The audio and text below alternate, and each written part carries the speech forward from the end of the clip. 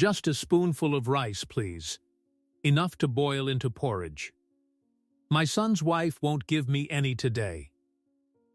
The words drifted through the humid air of the corner store like a prayer nobody wanted to hear.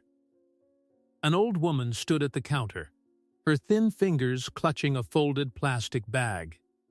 Her house dress hanging off her shoulders like it belonged to someone twice her size.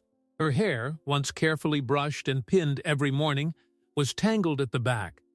She was sweating, and her hand was shaking so badly the coin she offered spilled across the counter.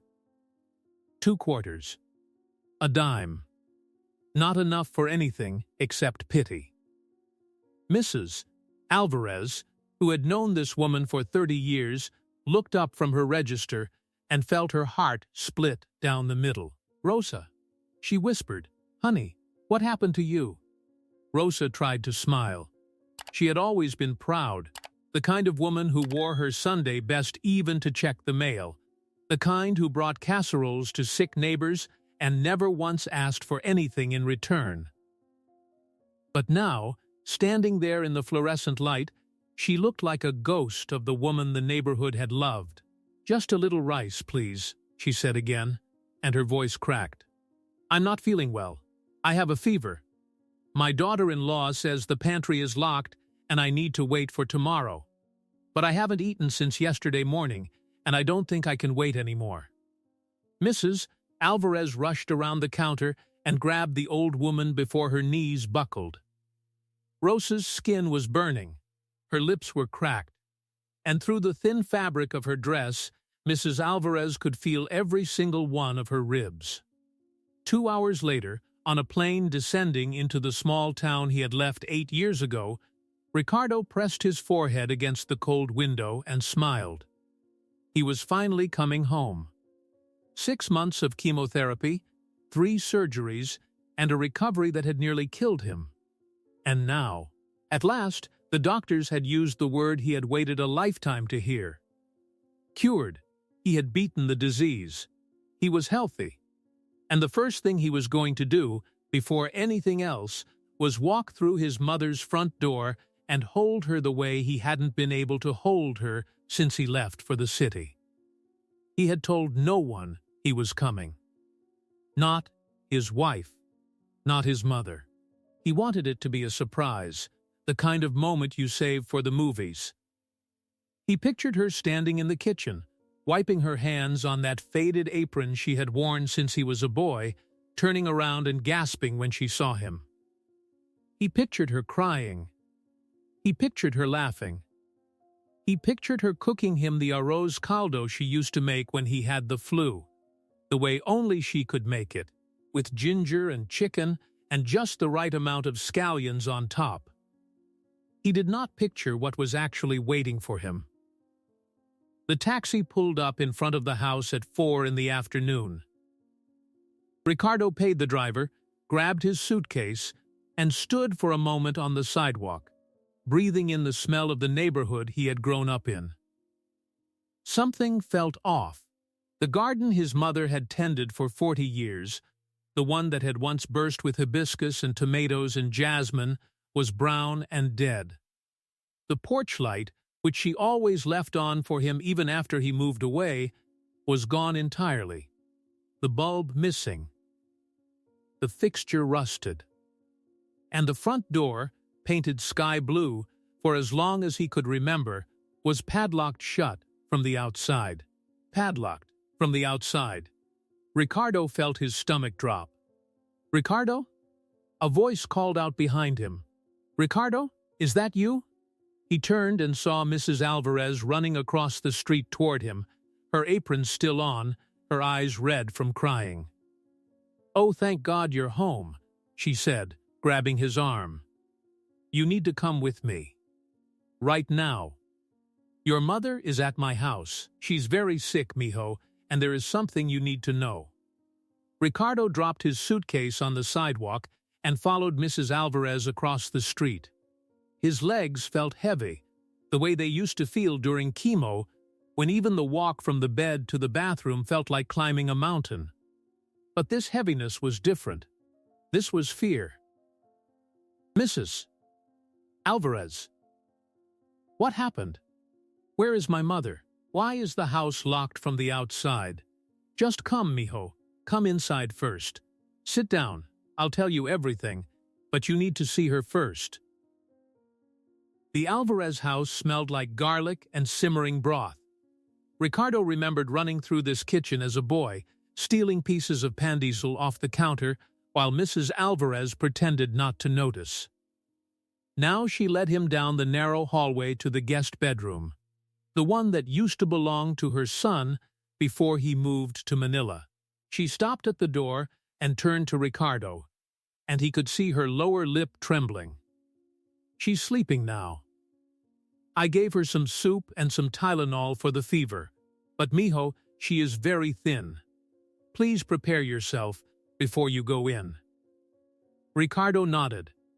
He had prepared himself for many things in his life. He had prepared himself for the diagnosis. He had prepared himself for the possibility of dying. But when Mrs. Alvarez opened the door and he saw the small figure curled up under the blanket, he realized that nothing in his entire life had prepared him for this. His mother. His beautiful, strong, radiant mother, who had once carried 2 grocery bags in each hand up 3 flights of stairs without breaking a sweat, was now so small that she barely made a shape under the covers. Her cheeks had caved in. Her collarbones jutted out like the edges of broken glass. Her arm, resting on top of the blanket, was thinner than his wrist. And her hair, which she had dyed a soft brown every month for as long as he could remember, was completely gray now, uncombed, tangled at the roots. Ricardo fell to his knees beside the bed. He did not remember deciding to fall. His body simply gave out. "Mama," he whispered. "Mama, it's me. It's Ricardo. I'm home." She stirred. Her eyelids fluttered, and when she finally opened her eyes, it took her a long moment to focus on his face. Then her mouth opened in a small, trembling O, and tears began sliding down the sides of her face into the pillow. "Ricardo," she breathed. "My son. Am I dreaming?" "No, Mama. I'm here. I'm really here." "But you were so sick. The last time we spoke, you couldn't even sit up in bed. And now you look so healthy. So strong." "I'm cured, Mama. The doctors said I'm cured. I came home to tell you. I came home to be with you." She reached out with a trembling hand and touched his cheek. Her fingers were cold. So cold. Ricardo pressed her palm to his face and closed his eyes, and he felt something inside his chest crack open. The way ice cracks in the spring, all at once, with a sound only the person breaking can hear. "Mama, what happened to you? Why are you here? Why is the house locked?" She began to cry harder, and then, in a whisper so small he had to lean in to hear it, she said, "I was going to tell you when you were better. I didn't want you to worry. You were fighting for your life, mijo. I couldn't add to your burden. Mama, tell me now. Please." But she shook her head and closed her eyes again, exhausted from the effort of speaking. Ricardo tucked the blanket around her shoulders and pressed a kiss to her forehead. Her skin was still hot with fever. Then he stood up on shaking legs and walked back out into the hallway, where Mrs. Alvarez was waiting for him with her arms wrapped around her own waist as if she were holding herself together. "Tell me," Ricardo said quietly. "Tell me everything. Right now." Mrs. Alvarez led him to the small dining table in her kitchen and poured him a glass of water. Ricardo didn't touch it. He sat with his hands folded on the table, his knuckles white, his jaw locked so tight he could feel a pulse behind his ear. "Start from the beginning," he said. "How long has this been going on?" Mrs. Alvarez sat down across from him and took a long breath. "Mijo, I don't know exactly. I only started to notice things about a year ago. Small things at first. Your mother stopped coming to church. She used to come every Sunday, front pew, without fail. Then she stopped answering the door when I would bring her pan diesel on Saturday mornings. I would knock, and sometimes I could hear her inside, but she wouldn't open the door. I thought maybe she was depressed. Maybe she missed you. I didn't want to intrude. But something changed. Yes, about 6 months ago, I saw her in the backyard, hanging laundry. She had lost so much weight I almost didn't recognize her. I called out to her over the fence, and she waved, but she wouldn't come close. She kept looking back at the house, like she was afraid someone was watching her. That's when I started to suspect. Suspect what? Mrs. Alvarez hesitated. She glanced down at her hands. Mrs. Alvarez, please, I need to know. Your wife, mijo, Camila, she moved into the house about 1.5 years ago, right after you went into the hospital for your first surgery. She said she was going to take care of your mother while you were recovering. She said it was the right thing to do, as family. Your mother was so happy at first. She told everyone in the neighborhood that her daughter-in-law had come to live with her, that she was finally going to have company again after so many years alone. Ricardo stared at her. Camila said she was staying at our apartment in the city. She said she was going back and forth to visit my mother on the weekends. Every time I asked, she said Mama was fine. She said Mama sent her love. Mrs. Alvarez shook her head slowly. Mijo, your wife has been living in that house for over 1 year. And your mother has not been fine. Not for a long time. Ricardo felt something turn in his stomach. He thought back to all the phone calls, all the video chats where he had asked to speak to his mother, and Camila had said she was sleeping, or at the store, or at the doctor. All the times Camila had shown him photos of his mother smiling in the garden, photos he now realized were old, taken years ago, before he had even gotten sick. All the times she had said, "Your mother is doing so well, mi amor.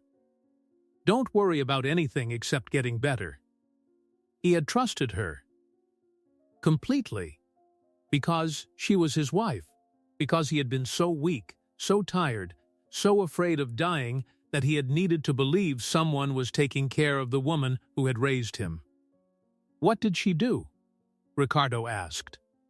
His voice was flat now, drained of everything except a cold, clear determination. What did Camila do to my mother? Mrs. Alvarez took a long, shaky breath. At first, she seemed nice. She would come out and greet the neighbors. She brought your mother to the doctor a few times. But then, things started to change. The blinds stayed closed. Your mother stopped going outside. The garden died because nobody was watering it. And then one day I saw a padlock on the pantry door through the kitchen window. Your mother told me later that Camila had put it there. She said it was to keep your mother from eating too much and getting sick. A padlock on the pantry. Yes, mijo, and another one on the refrigerator. Your mother has been eating 1 small bowl of rice porridge a day. Sometimes not even that.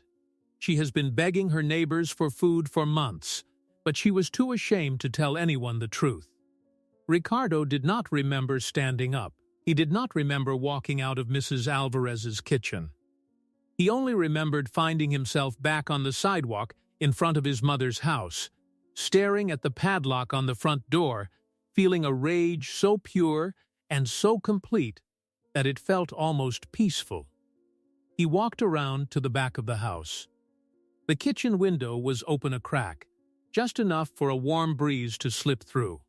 Ricardo pushed it up and climbed inside, his suitcase forgotten across the street, his heart beating so slowly he could count the seconds between each pulse.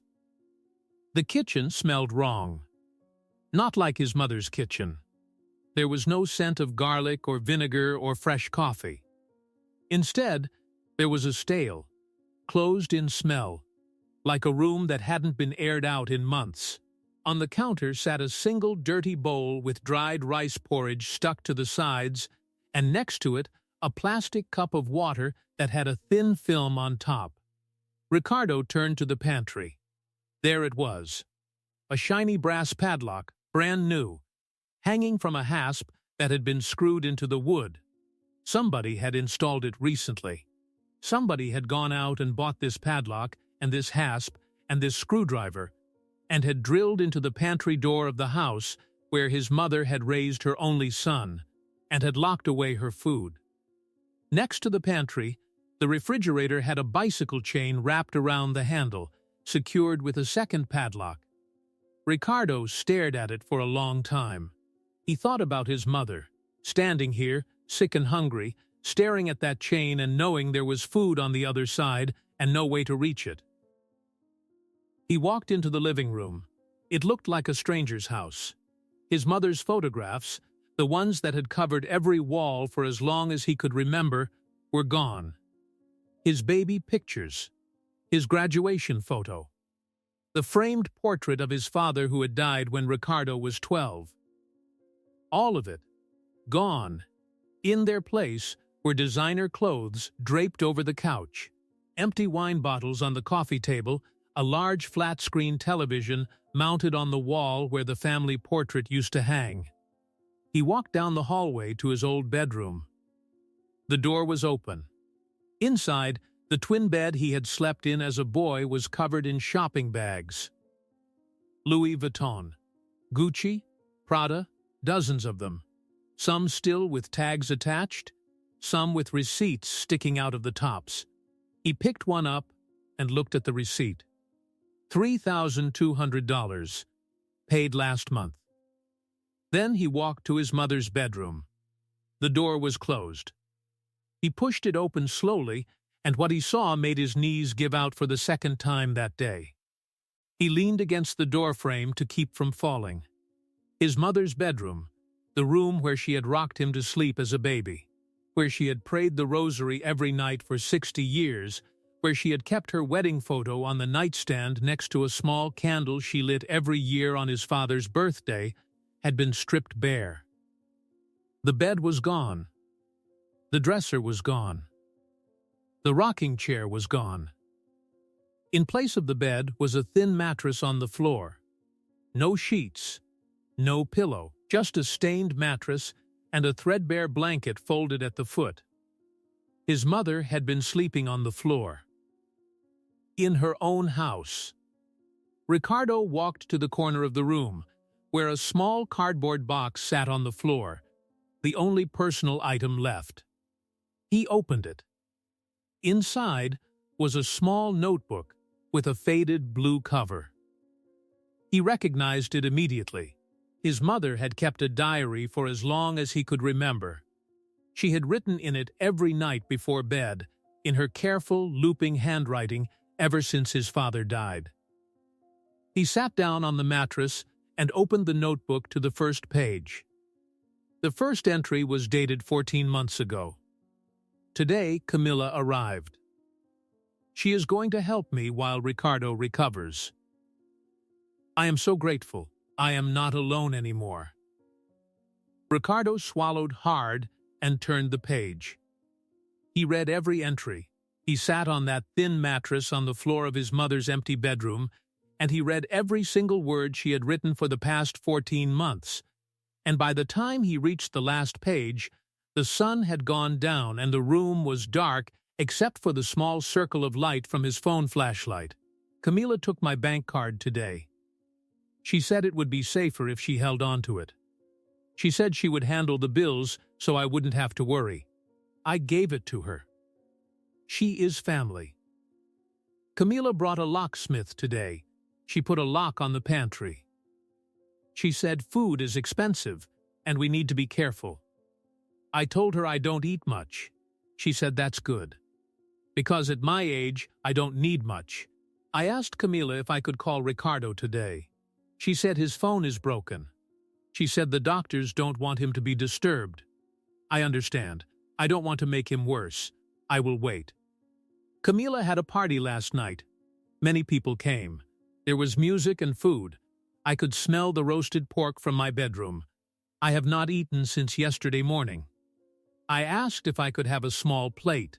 Camila said the food was already gone. She said I should have come out sooner, but she had told me to stay in my room so I would not embarrass her guests. I dreamed about Ricardo last night. He was a little boy again. He came into my bedroom and asked why I was crying. I told him I was not crying. But when I woke up, my pillow was wet. Camila sold my wedding ring today. I did not know she had taken it from my jewelry box. When I asked her about it, she said it was old and ugly and I never wore it anymore. She said she needed the money for the electric bill. But the electric bill was already paid, because I had paid it myself last week with the little bit of money I keep hidden in my Bible. Camila found my hidden money today. She was going through my Bible looking for something. She took all of it, $240. It was everything I had saved. She said she was going to put it in the bank for me. I do not think she is going to put it in the bank. Mrs. Alvarez knocked on the door today. I heard her calling my name. Camila was at the salon. I wanted to open the door, but Camila had locked me in my room from the outside. She said she was just going to be gone for an hour. She was gone all day. I am hungry all the time now. I dream about food. I dream about the pancit I used to make for Ricardo's birthday. I dream about the mango sticky rice from the little cart on the corner. Last night I dreamed about the porridge my mother made me when I was a little girl. When I woke up, I could still taste it. I fell today. I was trying to reach a box of crackers Camila had left on top of the refrigerator. I did not eat any of them. She counted them, and if any were gone, she would have known. I just wanted to hold the box, to feel that there was food in the house. I fell off the chair. I am bruised on my hip and my elbow. Nobody will see the bruises. Nobody looks at me anymore. Today is Ricardo's birthday. I did not have a candle. I did not have a cake. I did not even have rice. I sat on the floor of my room and I sang the birthday song to him quietly, so Camila would not hear. I hope he had a beautiful day. I hope he is getting better. I hope one day he will come home and I will be able to hold him one more time before I die. Ricardo closed the notebook. His hands were shaking. His face was wet. He had not realized he was crying. He sat there in the dark for a long time, long enough for the anger to burn through him and settle into something colder, harder, more useful, long enough for the boy who had grown up in this house to step aside and let the man his mother had raised take over. He knew what he had to do.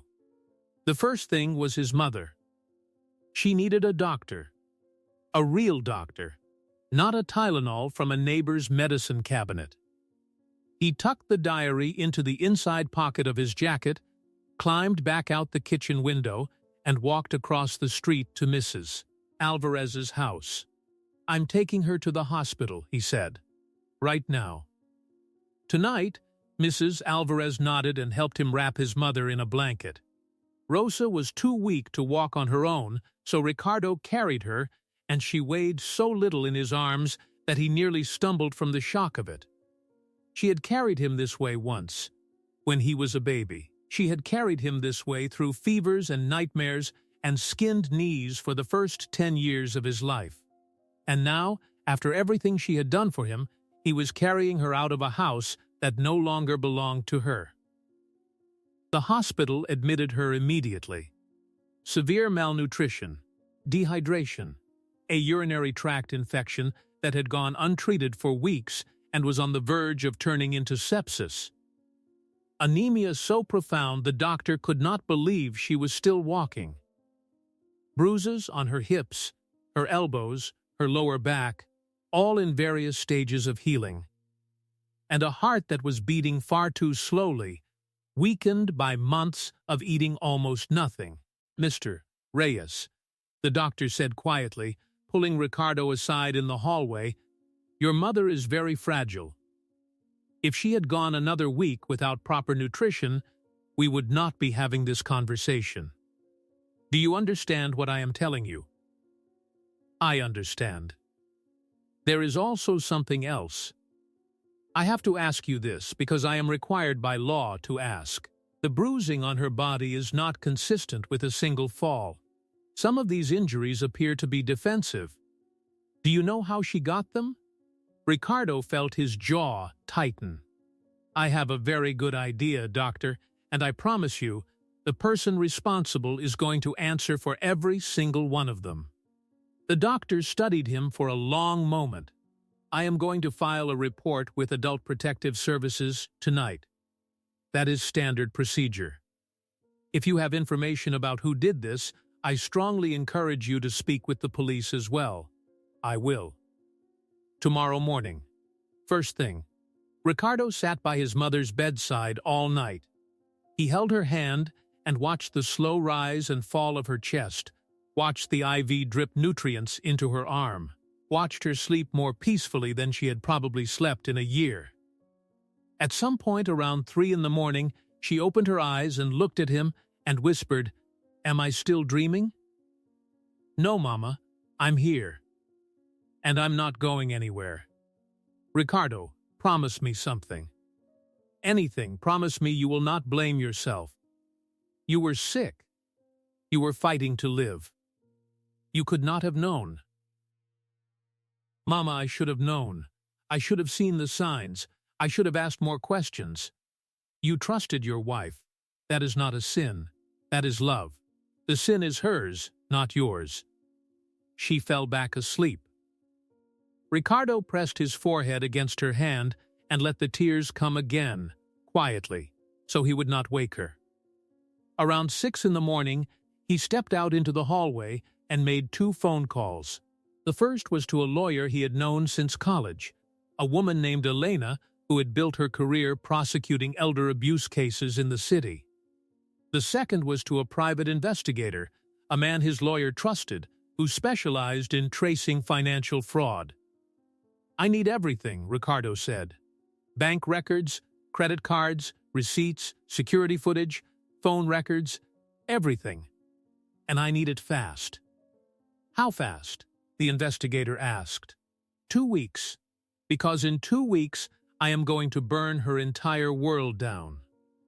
For the next 14 days, Ricardo lived 2 lives. By day, he was the devoted son.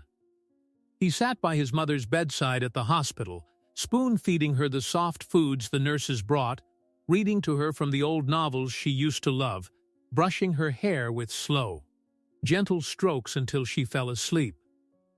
He watched her grow a little stronger each day. He watched the color return to her cheeks. He watched her smile for the first time in over a year when the physical therapist helped her walk 10 steps down the hallway without stopping. By night, he was something else entirely. He rented a small apartment across town under a false name. He met with Elena the lawyer every evening in her office. He met with the investigator in coffee shops and parking lots, and once, at 2 in the morning, in the back of a diner where nobody would recognize either of them. And slowly, methodically, he built a case. The financial records came first. Camila had opened 3 credit cards in Rosa's name over the past year, each one obtained with a forged signature and a photocopy of an ID she had stolen from his mother's wallet.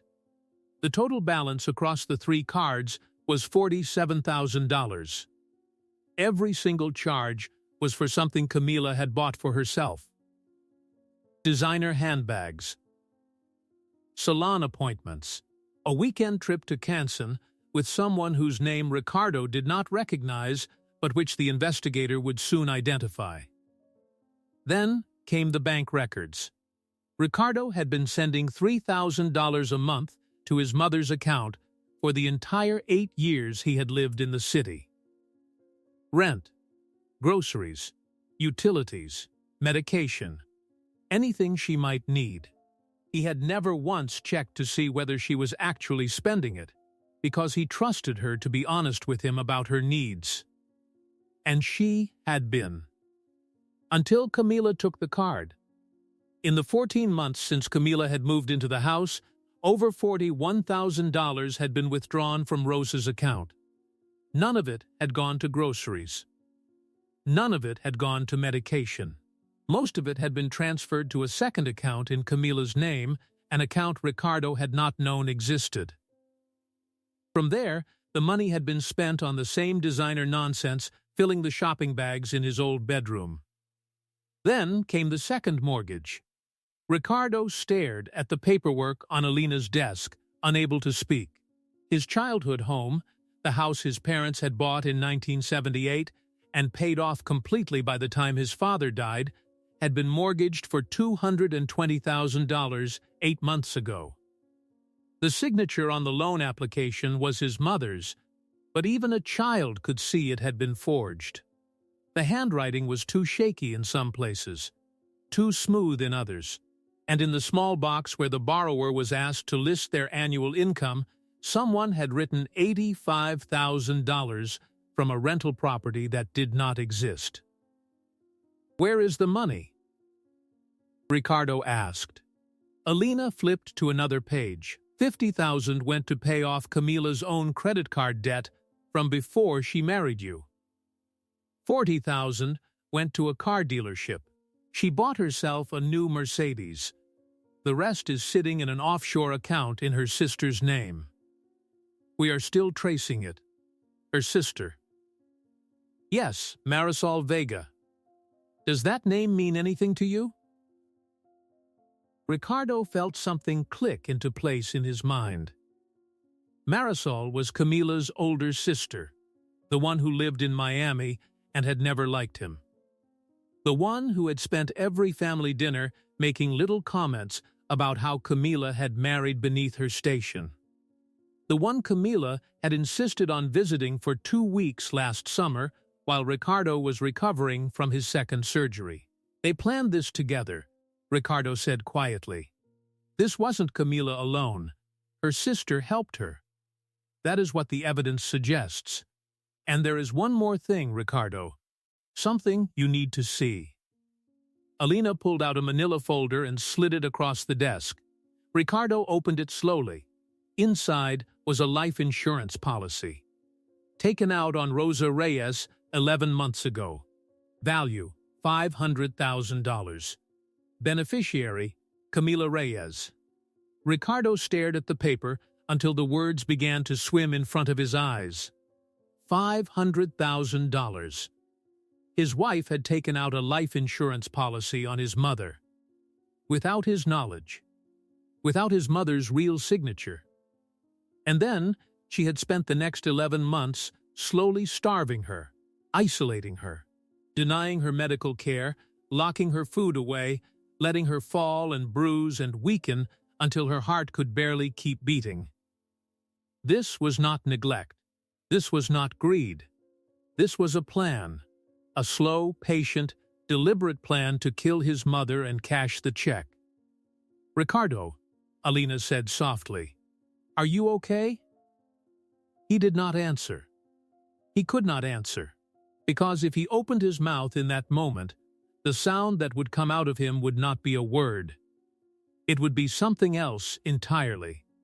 Something that had been building in his chest since the moment he had climbed through his mother's kitchen window and seen the padlock on the pantry. He closed the folder. He set it down carefully on the desk. He took one long, slow breath.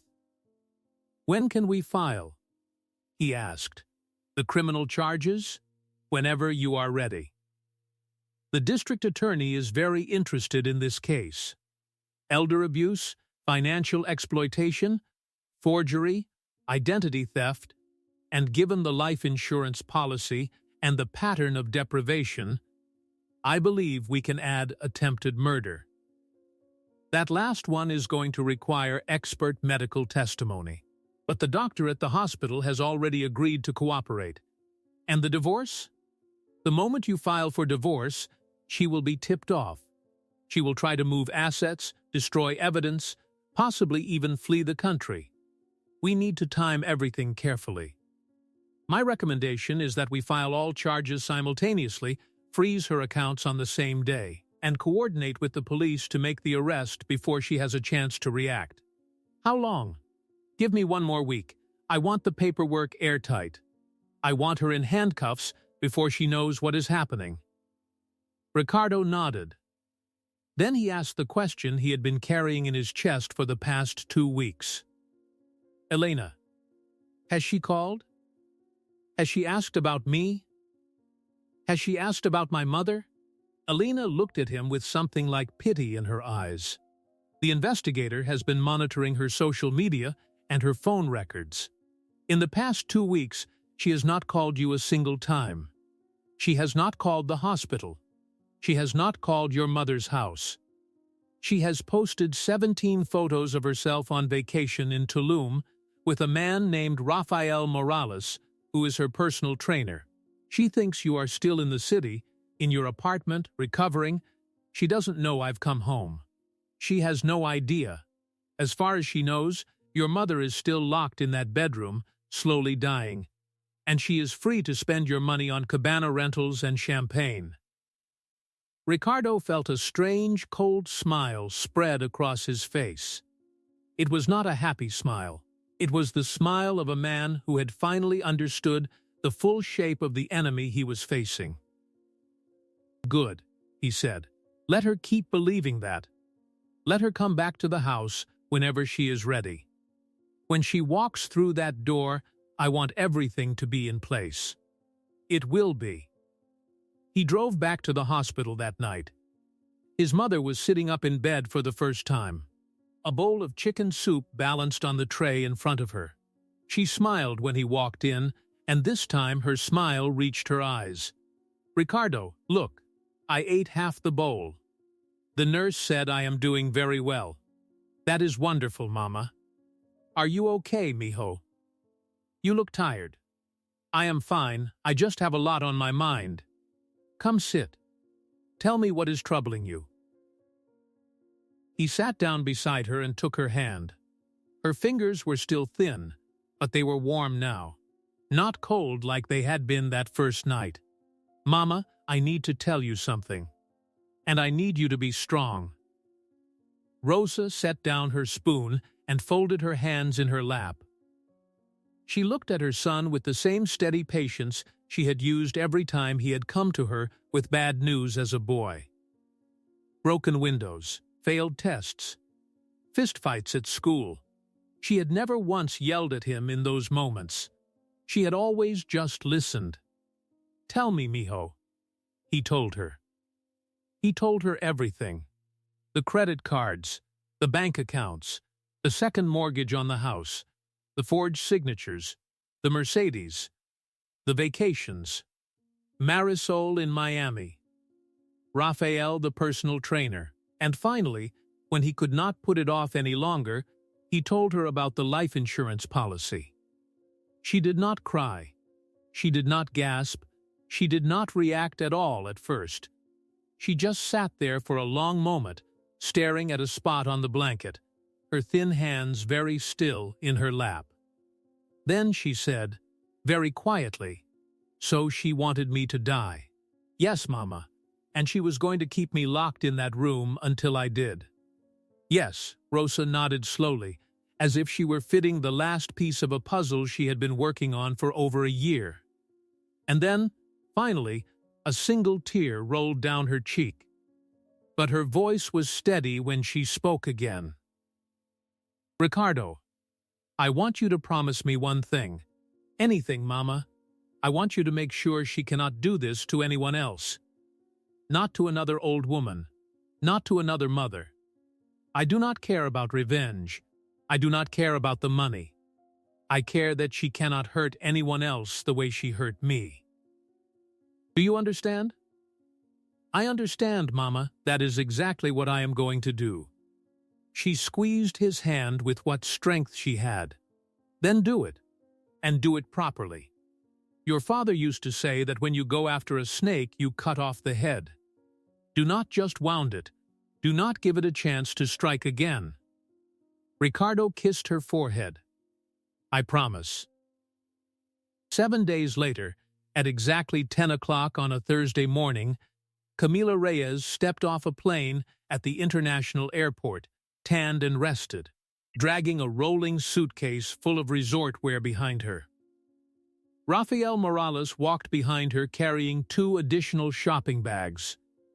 She was scrolling through her phone as she walked, laughing at something on the screen, when 2 plainclothes detectives approached her at the baggage claim. "Ma'am, are you Camila Reyes?" "Yes, why?" "Ma'am, you are under arrest for elder abuse, financial exploitation of a vulnerable adult, identity theft, forgery, and attempted murder. Please put your hands behind your back." She laughed. She actually laughed. She thought it was a joke. She thought maybe Ricardo had set up some kind of prank to welcome her home. It was only when the handcuffs closed around her wrists and Rafael dropped the shopping bags on the airport floor and started slowly backing away that her face began to change. "Ricardo," she whispered. Ricardo did this. At the same moment, in Miami, a second team of detectives was knocking on the door of Marisol Vega's condominium. In a bank office downtown, Alina was serving papers to freeze every account Camila had ever touched. And in Rosa's house, a locksmith hired by Ricardo was removing every padlock, every chain, every screwed-in hasp that Camila had installed. He was throwing them into a black garbage bag one by one, and by lunchtime, that bag would go straight into the dumpster behind the hardware store. Ricardo was at the hospital when he got the call from Elena. He was sitting next to his mother, helping her eat a bowl of arroz caldo the cafeteria had made for her, the first proper ginger and chicken porridge she had eaten in 14 months. The nurse had even sprinkled scallions on top, the way she liked it. "It's done," Alina said. "She is in custody. Marisol, too. The judge has already signed off on the asset freeze. The house is being unlocked as we speak." Ricardo hung up the phone and looked at his mother. "Mama," he said, "you can go home now." Rosa Reyes went home 4 days later. Ricardo carried her over the threshold the same way he had carried her out of it 2 weeks before. Except this time, she was not wrapped in a borrowed blanket, and she was not silent. She was sitting up straight in his arms, wearing a soft blue dress Mrs. Alvarez had brought to the hospital, and she was smiling at every neighbor who had gathered on the sidewalk to welcome her home. There were more of them than Ricardo had expected. Mrs. Alvarez, of course, and her husband, the Ramirez family from 3 doors down.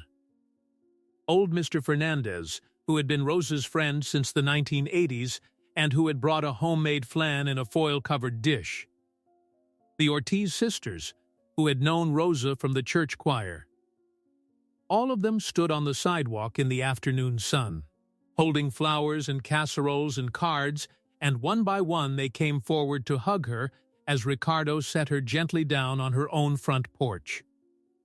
"We are so sorry, Rosa, Mrs." Ortiz said, tears running freely down her face. "We should have known.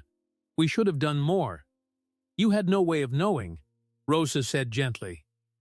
"She was very good at hiding it, and I was very good at hiding it too, may God forgive me for that." Inside, the house looked completely different. Ricardo had spent every free hour of the past week transforming it. The padlocks were gone. The bicycle chain on the refrigerator was gone. The designer shopping bags in his old bedroom had been photographed for evidence and then donated to a women's shelter downtown, along with every piece of clothing Camila had left behind. In their place, Ricardo had put back the photographs, his baby pictures, his graduation photo, the framed portrait of his father.